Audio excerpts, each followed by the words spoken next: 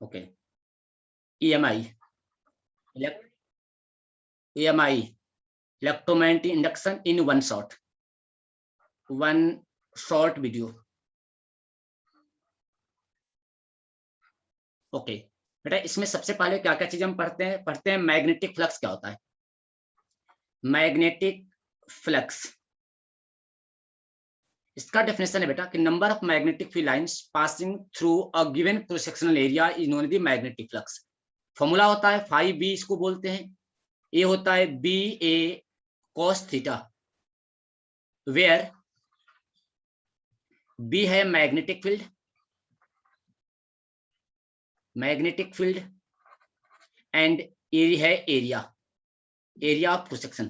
Theta है angle between area vector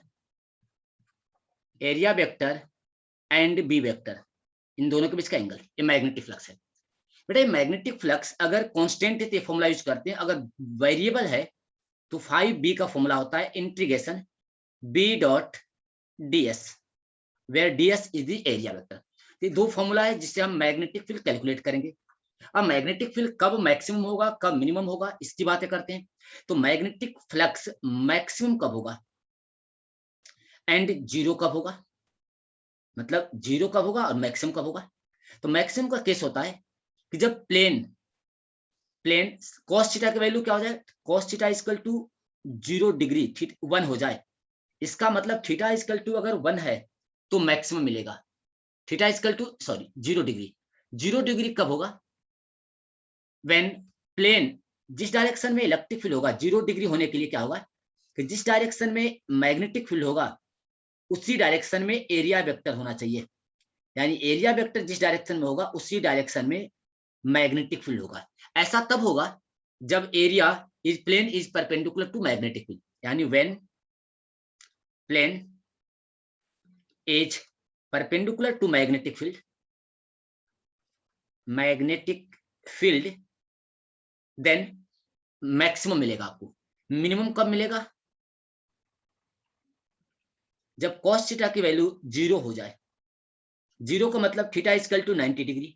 theta 90 तब होगा when plane is parallel to magnetic field. मतलब plane अगर मैग्नेटिक फील्ड के पैरेलल होगा तो एंगल 90 डिग्री, अब परपेंडिकुलर होगा तो एंगल 0 डिग्री। ये है कहानी मैग्नेटिक फ्लक्स की। ये आपको याद रखना है मैग्नेटिक फ्लक्स कैसे कैलकुलेट करना होता है। मैग्नेटिक फ्लक्स की जो एसआई यूनिट होती है, मैग्नेटिक फ्लक्स की एसआई यूनिट होगी, इसकी एसआई यूनिट जो होती है उसे हम वेबर बोलते हैं, वेबर। इसको WB से डिनोट करते हैं, वेबर। ये फ्लक्स को इंडिकेट करता है। ऐसे इसकी यूनिट क्या होगी, एक दूसरी टर्म यूनिट क्या होगी एमकेएस में, बी का होता है टेस्ला, इसका है मीटर स्क्वायर। तो टेस्ला मीटर स्क्वायर भी यूज करते हैं और वेबर भी यूज करते हैं। आप दोनों में से किसी यूनिट को यूज कर सकते हैं। ये है मैग्नेटिक फ्लक्स की कहानी। ना हम लोग स्क्रीनशॉट आप लेते रहिएगा। अगला हम चलते हैं टॉपिक फ्राइडे लॉज, यानी फ्राइडे लॉ क्या है। फ्राइडे लॉ एंड एक्सपेरिमेंट, ये दोनों क्या होते हैं बेटा। फ्राइडे लॉ एक्सपेरिमेंट में क्या होता है, कहते हैं कि when a magnetic flux is changing in a conducting coil, किसके अंदर, कंडक्टिंग कॉइल के अंदर, देन इंड्यूस्ड ईएमएफ मतलब voltage is developed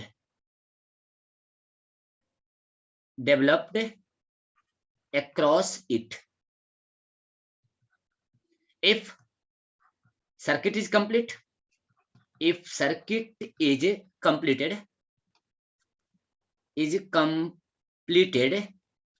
then induced current flowing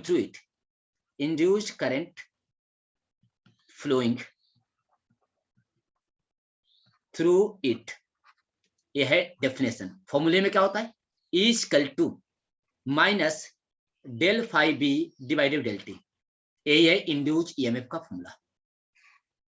अगर नंबर ऑफ टर्न n होगा तो मल्टीप्लाई कर देंगे। इंड्यूस्ड करंट का फॉर्मूला होता है E divided by R, resistance है कॉइल का, तो minus d5b divided by dt into 1/r, यह है इंड्यूस्ड करंट का फॉर्मूला। तो इसको हम इंड्यूस्ड ईएमएफ बोला करेंगे, इंड्यूस्ड ईएमएफ। हाँ, ये हमारे पास है इंड्यूस्ड करंट,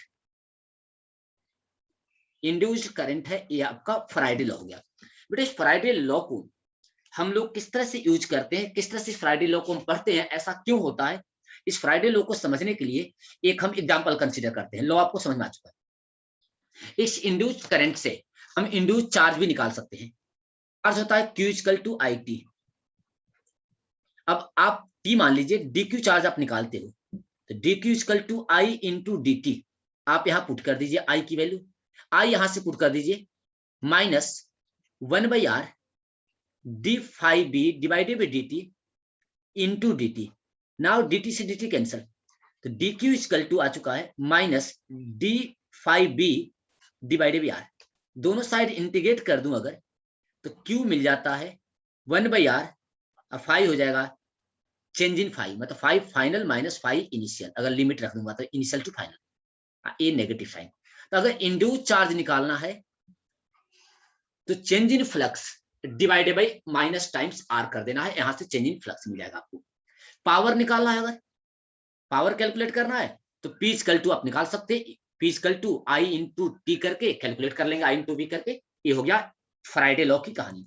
अब हम आते हैं इंड्यूस करंट प्रोड्यूस कैसा होता है, क्यों होता है, how to produce induce current, कैसे, how to produce an induced current, an induced current in a coil, कैसे प्रोड्यूस होता है। इसका रीजन ये है बेटा, एक हम मान लेते हैं कॉइल है, यहाँ पर एक कॉइल है, इस कॉइल में मैग्नेटिक फील्ड अगर चेंज हो रही है, क्या हो रहा है, मैग्नेटिक फील्ड चेंज होगा इसके अंदर। लेट अज्यूम करता हूं कि मैग्नेटिक फील्ड है inward, this magnetic field is changing with time थी, तो इस कॉइल में करंट फ्लो होगा ऐसे, इसी करंट को हम इंड्यूस करंट नाम देते हैं। ये current, this is known as the induce current.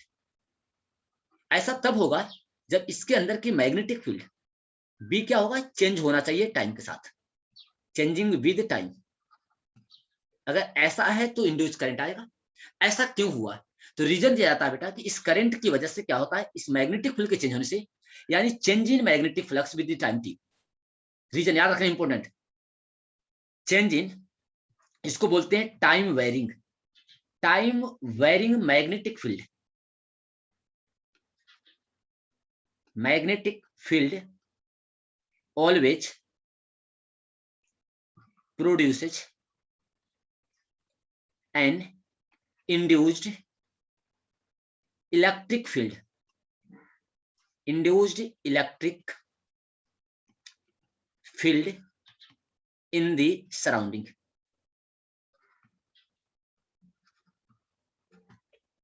Due to this field, याद रखना, due to this electric field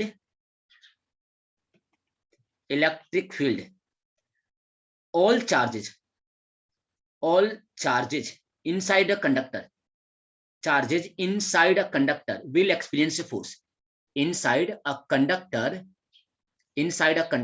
will experience a force, inside a conductor will experience a force। बच्चों को एडमिट कर रहा था, charges inside experienced a force, इस force से electron घूमने लगते हैं और करंट फ्लो हो जाता है। बेटा जो इलेक्ट्रिक फील्ड है वो थोड़े अलग नेचर का होता है। जो इलेक्ट्रिक फील्ड होता है, इसकी कहानी पढ़ना है, इंड्यूस्ड इलेक्ट्रिक फील्ड कैसा होता है। तो इंड्यूस्ड इलेक्ट्रिक फील्ड जो होता है, इलेक्ट्रिक फील्ड एक कैसा होता है, नॉन कंजर्वेटिव नेचर का होता है। ये होता है नॉन कंजर्वेटिव, सबसे पहली बात ये होता है नॉन कंजर्वेटिव, जो इलेक्ट्रोस्टैटिक्स में कंजर्वेटिव था। और ये क्या होता है, नॉन इलेक्ट्रोस्टैटिक्स नेचर का होता है एंड नॉन इलेक्ट्रोस्टैटिक नेचर का होता है। ये प्रॉपर्टी पहली बात है। ये सर्कुलर होता है, ये कैसा होता है, सेकेंड पॉइंट, ये कॉन्सेंट्रिक सर्कल बनाता है। कैसा बनाता है? कॉन्सेंट्रिक सर्कुलर फील्ड बनाता है, कॉन्सेंट्रिकल सर्कुलर फील्ड बनाता है। और इसमें वर्क डन जीरो नहीं होता है सर्कल में भी, incomplete circle, complete circle, because ये नॉन कंजर्वेटिव नेचर का है। अब इसकी वैल्यू कितनी हो जाएगी? इसकी वैल्यू होती है इंड्यूस इलेक्ट्रिक फील्ड को, जैसे ई हमें पता है, ई हमें कहां से आता है? d∅/dt, मतलब मैग्नेटिक फ्लक्स चेंज हो रहा है। और ई किससे आता है? हम पढ़ चुके हैं क्लोज इंटीग्रल E.dl, ये भी हम पढ़ चुके हैं। इन दोनों इक्वेशन को इक्वेट कर देते हैं। यहां से क्या मिल जाएगा? Close integral E.dl is equal to d∅b/dt, एक माइनस साइन डाल देते हैं। ये जो लॉ है, आगे पढ़ेंगे चैप्टर N8 में, मैक्सवेल्स लॉ है। इस ई को बोलते हैं induced electric field. Induced electric field होता है, इसी इलेक्ट्रिक फील्ड की वजह से करंट प्रोड्यूस होता है। इंड्यूस्ड इलेक्ट्रिक फील्ड है जिसका नेचर ऊपर लिखा हुआ है, नॉन कंजर्वेटिव नेचर का, नॉन इलेक्ट्रोस्टैटिक नेचर का, कॉन्सेंट्रिक इलेक्ट्रिक फील्ड लाइंस होती हैं, और वर्क डन जीरो नहीं होता है सर्कल में भी। एक कहानी किसकी है? ये कहानी है इंड्यूस्ड इलेक्ट्रिक फील्ड और फैराडे लॉ की। अगला टॉपिक जो हम पढ़ते हैं वन शॉर्ट वीडियो में, जो बच्चों को काम आता है, 1 घंटे में पूरा चैप्टर आपको कब समराइज कर देता हूं, क्या हम पढ़ते हैं इसमें। अगला बेटा लेंज लॉ क्या है? लेंज लॉ, लेंज लॉ क्या होता है? तो लेंज लॉ बेटा होता है to find the direction of induced current. तो अकॉर्डिंग टू लेंज लॉ, ऐसे लिखूं, Lenz law is used to find the direction of induced current. Induced current, इसके डायरेक्शन निकालने के लिए इसका यूज होता है इंड्यूस्ड करंट का। अभी डायरेक्शन क्या होता है? रूल क्या है?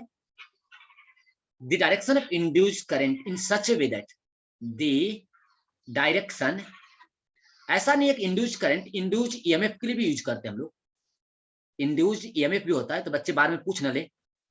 तो the direction of induced current, induced current in such way that it's always oppose the it's cause, या it's main cause, main cause, यानी जो इसको बनाया उसके डायरेक्शन को अपोज करेगा। मतलब ऐसे, जो ये करंट है हमारा ई है माइनस d∅b/dt, तो जो माइनस साइन है यही है लेंज लॉ को बताता है, लेंज लॉ इंडिकेट करता है। मतलब जो इंड्यूज करंट या इंड्यूज ईएमएफ का डायरेक्शन होगा माइनस 1/r d∅b/dt, ये जो करंट का डायरेक्शन होगा ये हमेशा जिधर मैग्नेटिक फील्ड बढ़ रहा होगा उसके अपोजिट होगा। मतलब ये करंट का डायरेक्शन जो होगा, ये direction of this current, direction of current क्या होगा? Opposite to the change in magnetic flux, opposite to change in magnetic flux. ये है आपका Lenz law.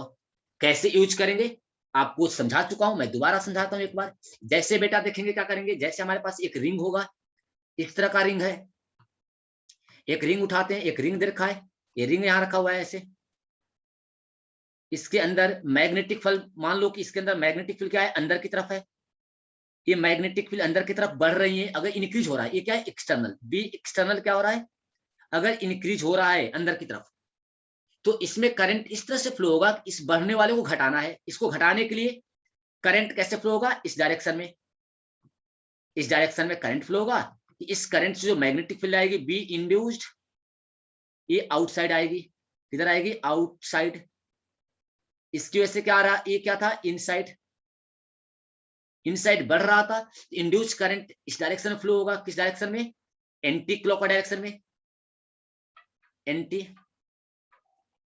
Clockwise direction, so that इसको डिक्रीज कर दे। ये है मतलब ऑफ लेंज कॉलेज की, लेंज लॉ की, आप जानते हो, मैं पढ़ा चुका हूं नोट्स में। चलते हैं अगला टॉपिक।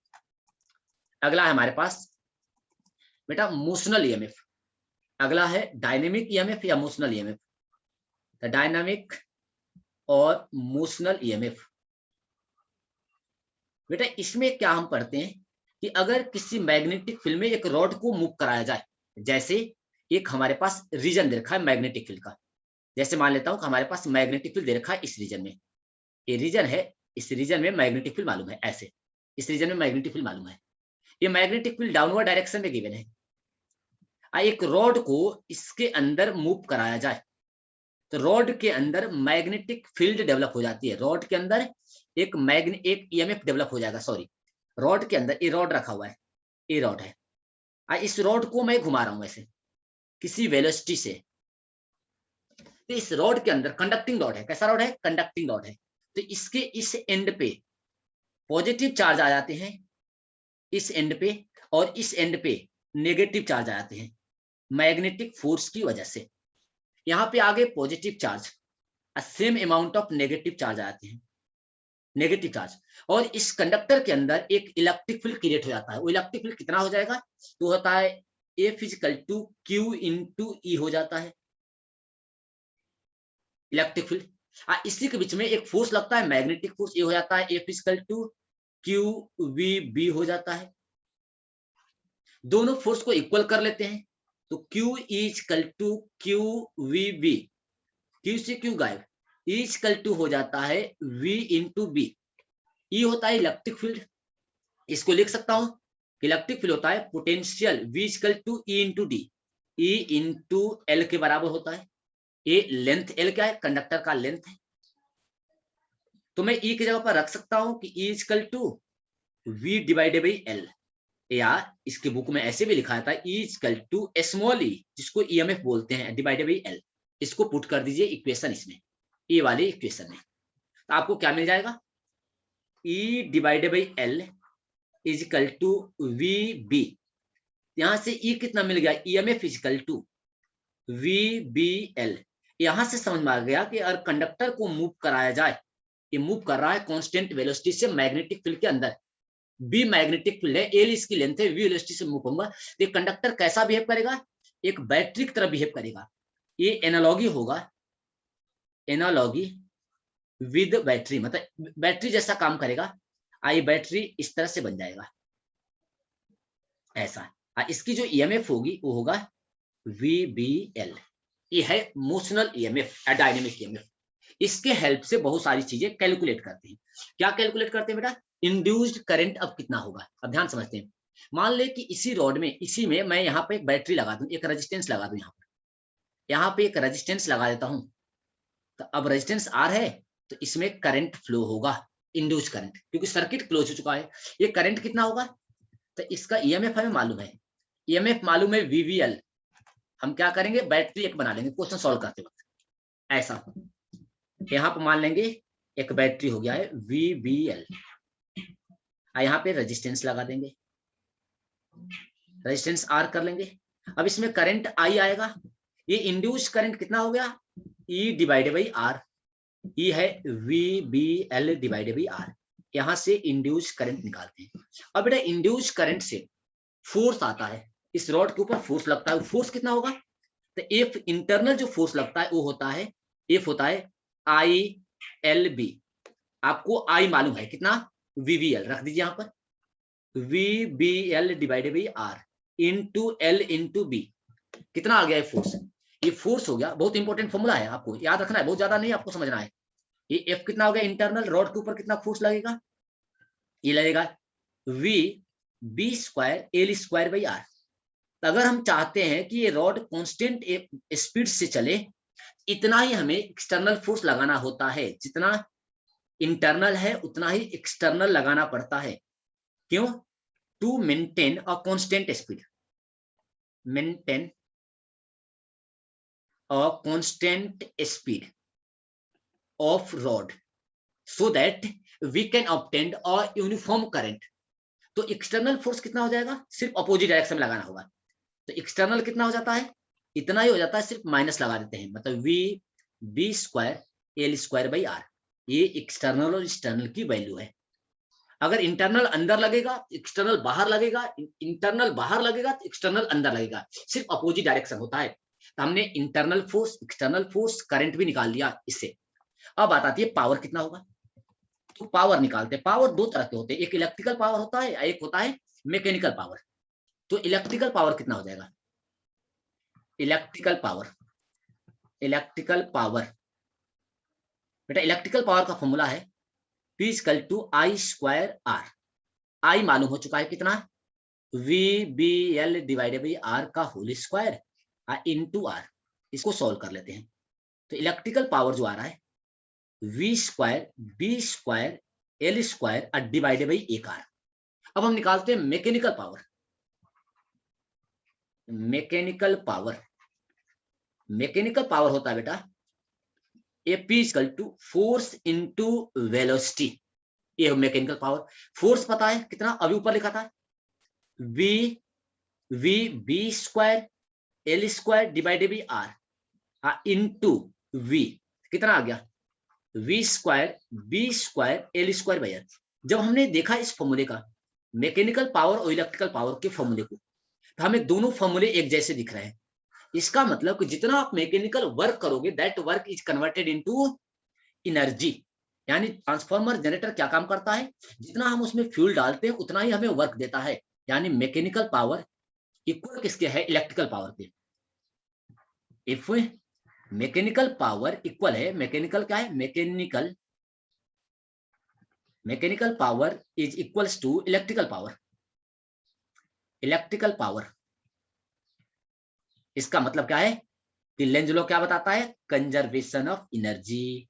क्या बताता है, कंजर्वेशन ऑफ एनर्जी के बारे में बताता है कि एनर्जी लॉस नहीं होती है, सिर्फ कन्वर्ट होती है one form to another form.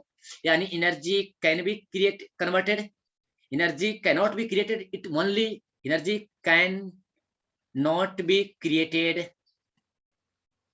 It can be transferred from one form to another form, another form। जो ऊपर दिख रहा था, ठीक है, ये है कि लेंज लॉ किस पे काम करता है, तो लेंज लॉ काम करता है कंजर्वेशन ऑफ एनर्जी पे। लेंज लॉ किस पे वर्क करता है, कंजर्वेशन ऑफ एनर्जी। बोर्ड में सीबीएसई में एक क्वेश्चन आ चुका है, सीबीएसई में क्वेश्चन 1 मार्क्स का आ चुका है, किस लॉ पे काम करता है, 1 मार्क्स का आ चुका है, आप याद रखना। अब हमारे पास हो गया लेंज लॉ के बाद। अब आती है motional EMF due to rotation की वजह से, ये था ट्रांसलेशन की वजह से। तो अगला टॉपिक हमारे पास है motional EMF due to rotatory motion. ये देखते हैं किसकी वजह से, motional EMF due to rotatory motion. Rotatory motion इसकी वजह से। बेटा रोटेटरी मोशन में होता क्या है, जैसे हमारे पास एक शेप है, जैसे हमारे पास एक एरिया है, सर जस्ट वेट करें 1 सेकेंड। मान लेते हैं कि हमारे पास ओके हमारे पास ना एक रीजन है, रीजन ऐसे बाउंड्री है, ये बाउंड्री है। इसमें मैग्नेटिक फील्ड देखा है, इसके अंदर मैग्नेटिक फील्ड है ऑलरेडी, इस तरह से मैग्नेटिक फील्ड गिवन है, इसके अंदर अंदर मैग्नेटिक फील्ड है। अब बेटा इस रीजन में एक रॉड को घुमाया जा रहा है, ऐसे रॉड का सेंटर यहाँ पे है, एक रॉड ऐसा है, इस रॉड को घुमाया जाता है ऐसे एंगुलर स्पीड से, ऐसे घुमा रहे हैं ऐसे। तो इस रॉड भी एक बैटरी की तरह काम करता है। ये रॉड क्या काम करेगा, ये रॉड बिहेव करेगा एज अ बैटरी। उस बैटरी का जो ईएमएफ होगा वो होता है, कैसे निकालते हैं, एक्स जाकर यहां से एक्स जाते हैं, एक्स जाकर डीएक्स ले लेते हैं, यहां से एक्स जाते हैं, यहाँ पर डीएक्स लेंथ ले लेते हैं। तो डीएक्स लेंथ की वेलोसिटी कितनी हो जाएगी, इसको निकालते हैं हम लोग। क्या वीबीएल होता है, वीबीएल ही फॉर्मूला है। तो क्या निकालूंगा, D equal to V B dx. V कितना हो जाएगा, वी होता है V equal to R omega, पता है आपको, यानी डीएक्स इंटू, इसको लिखेंगे आर एक्स इंटू ओमेगा, इसको यहां रख दीजिए। तो स्मॉल जो ई आएगा ईएमएफ वो आएगा omega X B into D X. अब आप इसको इंटीग्रेट कर दीजिएगा तो टोटल ईएमएफ जो आएगा इक्वल टू ओमेगा बी बाहर हो गया एक्स स्क्वायर बाई 2, लिमिट 0 से एल तक रॉड की लेंथ जितनी होगी, तो यहाँ इंटीग्रेट कर देते हैं 0 से एल। नाउ वी गॉट कि जो रोटेशनल ईएमएफ होता है वो होता है B omega L square by 2। अब मोशनल ईएमएफ था एक अब है जब रोटेटरी मोशन होगा तो, और जब ट्रांसलेटरी मोशन होता है तो कितना होता है वी बी एल।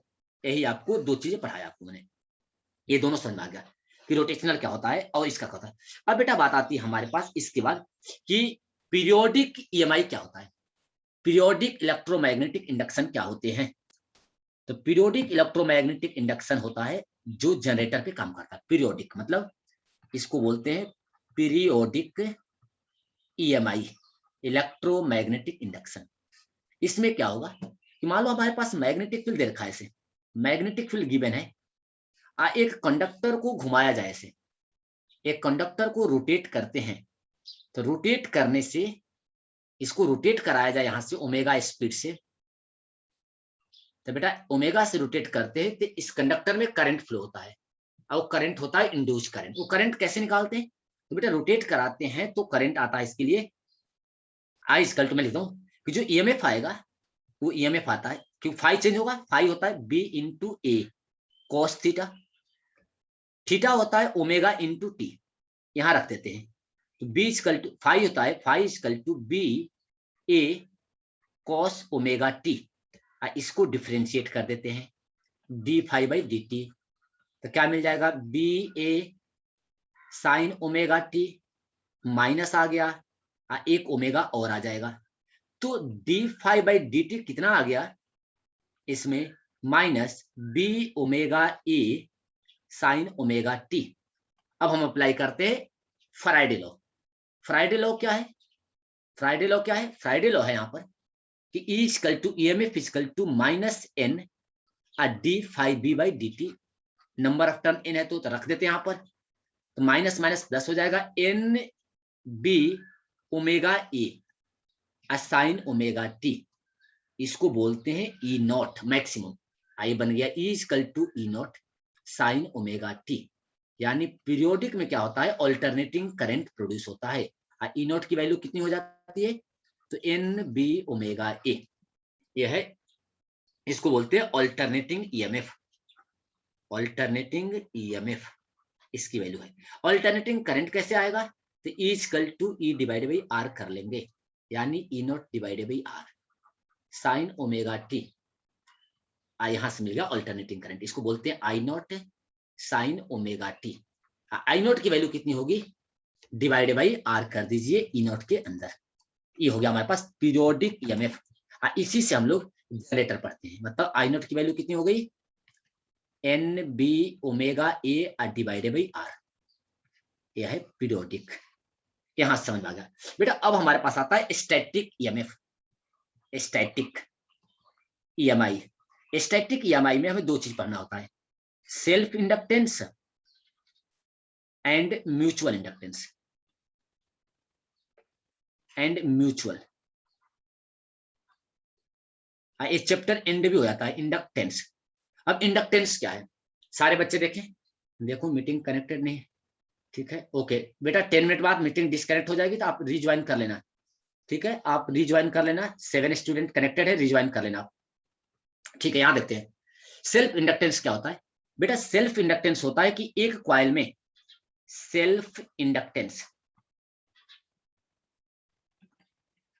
ये क्या होता है एक कॉइल में, अगर एक कॉइल दे रखा है ऐसा कॉइल, इसी कॉइल में करंट अगर चेंज होता है, करंट की वैल्यू टाइम के साथ चेंज हो रहा है आई टी, मतलब current is a function of time T, तो if the current is changing in a one coil the induced current is also develop in the same coil.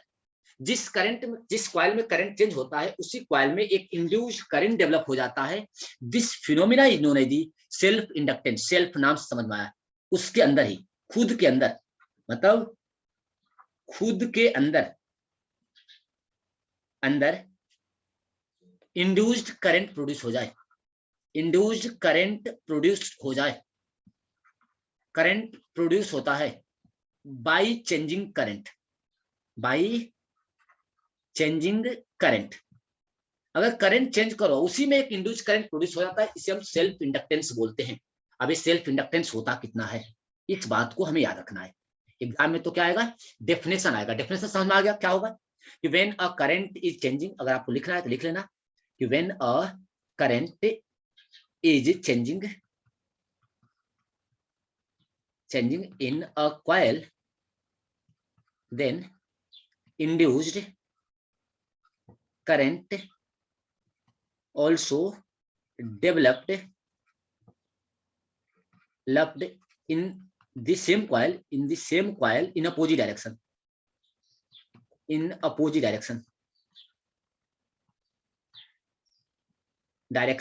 this phenomena is known as the self inductance. अब self inductance होता क्या है, तो कहते हैं बेटा जो सेल्फ इंडक्टेंस होता है, जो फ्लक्स होता है वो डायरेक्टली प्रोपोर्शनल होता है करंट आई का, मतलब n into phi total flux एक करंट के डायरेक्टली प्रोपोर्शनल होता है। इस प्रोपोर्शनलिटी को हटाते हैं और एक नया कांस्टेंट डाल देते हैं एल, ऐसी एल को बोलते हैं सेल्फ इंडक्टेंस।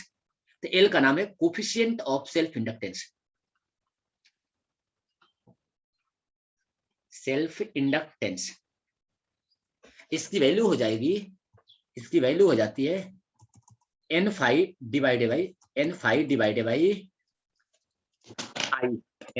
बाई। तो l की वैल्यू हो जाएगी, l की वैल्यू हो गई हमारे पास कि l is equal to n phi divided by I. यह है सेल्फ इंडक्टेंस की फॉर्मूला, पहला फॉर्मूला ये है सेल्फ इंडक्टेंस। फाई पता है मैग्नेटिक फ्लक्स, n पता है number of turn, I current है। इसकी यूनिट होती है, इसका n का कुछ नहीं, वेबर पर एम्पियर या टेस्ला मीटर स्क्वायर पर एम्पियर। इसकी एसआई यूनिट होती है हेनरी। तो एसआई में इसको बोलते हैं, एल का यूनिट होता है हेनरी, एच से डिनोट करते हैं। इतनी समझ में आ गई बेटा। इस एल का डायमेंशन फॉर्मूला भी निकाल सकते हैं फ्लक्स आई करके। अब बात आती है कि सेकेंड फॉर्मूला बेटा, अगर मैं मान लूं कि फ्लक्स चेंज हो रहा है, पता है ना फ्लक्स चेंज हुआ तो मैं इसको ई इक्वल टू लिख सकता हूं minus del phi by del T, या N equal to del phi by del T, ऐसे चलते हैं। अब यहां रख देते हैं E equal to minus N D by D T. अब फाई की वैल्यू रख देते हैं, फाई कितना आएगा L I divided by N. N constant है, ये कैंसिल हो जाएगा, तो ई की वैल्यू कितनी आ गई माइनस एल बाहर आ गया D I by D T. तो सेल्फ इंडक्टेंस में जो ईएमएफ होता है वो होता है minus L D I by D T. एक तो दो फॉर्मूला पढ़ना है, एक फॉर्मूला सेल्फ इंडक्टेंस का, एक ईएमएफ का, minus L D I by T. इसके में क्या होता है, एल दिया रहेगा, चेंज इन करंट दिया रहेगा I two minus I one divided by T two minus T one. मतलब इसको ऐसे भी सॉल्व कर लेंगे ऐसे। अगर ईएमएफ निकालना है, एवरेज ईएमएफ निकालना है तो माइनस एल बाहर ले लीजिए, I final minus I initial divided by T final minus T initial. यहां से हम सॉल्व कर लेंगे ई की वैल्यू। अब बात आती है कि अगर इंस्टेंटेनियस पूछेगा तो डिफरेंशिएट कर लेंगे। अब सेल्फ इंडक्टेंस का फॉर्मूला जब सेम कॉइल के लिए कैसे निकालते हैं, तो बेटा सेल्फ इंडक्टेंस का फॉर्मूला है mu not an square area A divided by L. ये है सेल्फ इंडक्टेंस फॉर्मूला। अगर नंबर ऑफ टर्म स्मॉल है तो एल की वैल्यू होता है mu not an square A into L. तो सेल्फ इंडक्टेंस का जो फॉर्मूला होता है ये ऐसे निकालते हैं, एन क्या है number of turn, area L. जैसे एक कॉइल है बेटा, ये कॉइल है, इसका एरिया ऐसा, इसका ए वाला एरिया ए है, लेंथ एल है, और नंबर ऑफ टर्न अगर कैपिटल एन है तो यह है total number of turn. NCERT में इसका डेरिवेशन किया हुआ है, बोर्ड में आया है भी डेरिवेशन इसका, तो बोर्ड में इन दोनों का डेरिवेशन आया हुआ है। बोर्ड में मैं आपको ऑलरेडी करा चुका हूं, आप उसको देख लेना, मैं करा दिया इसको डेरिवेशन। बेटा ये कैसे बदला, हमें पता है ना कैपिटल एन होता है स्मॉल एन इंटू एल, तो यहाँ पे एन रख दीजिए, ये मिल जाएगा आपका। ये है सेल्फ इंडक्टेंस। नाउ चलते हैं म्यूचुअल इंडक्टेंस क्या होता है। म्यूचुअल इंडक्टेंस, चलिए second topic, second last topic शायद इसका, म्यूचुअल इंडक्टेंस, म्यूचुअल इंडक्टेंस। इसमें क्या होता है कि जब वन कॉइल में, जैसे एक कॉइल है बेटा, इसमें चेंज करूं करंट और इसमें इंड्यूस करंट आए, जैसे करंट हो रहा है इसमें चेंज, इसमें I1 चेंज कर रहा हूं, इसमें करंट प्रोड्यूस हो जाए, इसमें आ जाए करंट, इसके चेंज की वजह से, इसे म्यूचुअल इंडक्टेंस बोलते हैं। मतलब if we are changing a magnetic flux in one coil, then due to this changing current, if the induced current is developed in another coil, then this phenomena is known as mutual inductance. Then this phenomena is known as the mutual inductance. मैं repeat फिर से करता हूं, if the current is changing in any one of the coil and current is induced in another coil due to this change, this type of this phenomena of science is known as the mutual inductance. अब इसमें क्या होता है बेटा, एक में change करूंगा दूसरे में आएगा, इसके लिए फॉर्मूला सेम फॉर्मूला है N∅1, N∅ प्रोपोर्शनल टू होता है I, यहाँ पे भी N∅ इक्वल टू L लिखकर इसको M लिखते हैं, I M को बोलते हैं कोफिशिएंट ऑफ म्यूचुअल इंडक्टेंस, तो सेम फॉर्मूला है ये I के लिए, यानी M को बोलेंगे coefficient of mutual inductance, of mutual inductance, ये आ गया। अब इसकी भी यूनिट क्या होती है, हेनरी, तो यूनिट में कोई फर्क नहीं है, हेनरी है बस। अब आते हैं इसका फॉर्मूला कैसे निकालेंगे। अब इसमें दो कॉइल आ गया, एक ऊपर है एक नीचे है, दो कॉइल जब है बेटा तो एक का नंबर ऑफ टर्न ज्यादा होगा, एक का कम होगा, या एक का बराबर भी हो सकता है, तो हम उसके हिसाब से कैलकुलेशन करते हैं। जैसे